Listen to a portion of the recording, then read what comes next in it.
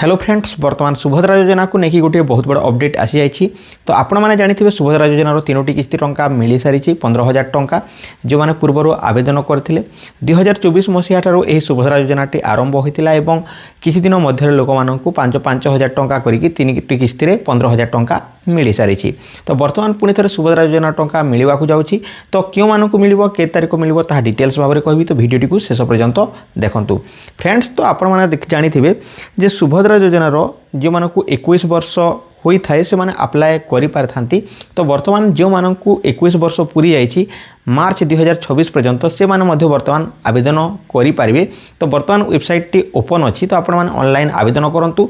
जदि आपण वर्तमान आवेदन करिवे आउ आपणकर ताहा हो जाए माने एक्सेप्ट हो जाए बा सबमिट हो जाए आउ ताहा एप्रूव हो जाए ताहले आपनको पैसाटी मिल पारिबो। आउ जदि वर्तमान समय आपनको मिलिबो नाही ताहले आपनको जो राखी पूर्णिमा अच्छी से राखी पूर्णिमा दिन आपनको अगस्ट मासरे मिल पारिबो।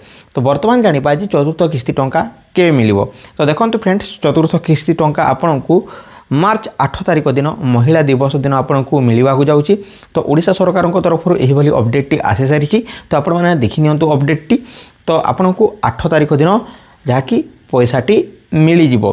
तो प्रभाती पड़ा ताहा डीबीटी माध्यम आपको बैंक अकाउंट को छाड़ी पारती कहीं प्रत्येक वर्ष जो राखी पूर्णिमा आउ मार्च 8 तारिख दिन छाड़बार नियम करा जाइछि बा पैसा पठेबार डीबीटी माध्यम पैसा पठेबार नियम करा जाइछि। तो महिला मानक सशक्तिकरण करने यही योजनाटी आरंभ करा जाइथिला। तो केते जन सशक्तिकरण हो पारुछंती बा केते जन सशक्त हो पारुछंती ताहा आगामी दिन में जना जिवो। जे भेरीफाए कला परे सुभद्रा योजना टंका पाई केते जन महिला उपकृत हो सारी ताहा जानी पारिबे। तो यही थिला सुभद्रा योजना को नहीं गोटे बहुत बड़ा अपडेट तो नुहे आपण माने जानी किंतु वर्तमान यही अपडेट आसीथिला। तो से आपण मानकु जणै देली। तो एते बड़ा अपडेट नुहे। तो आज पाई एतिकी रहुची। Take care and bye. Jai Hind.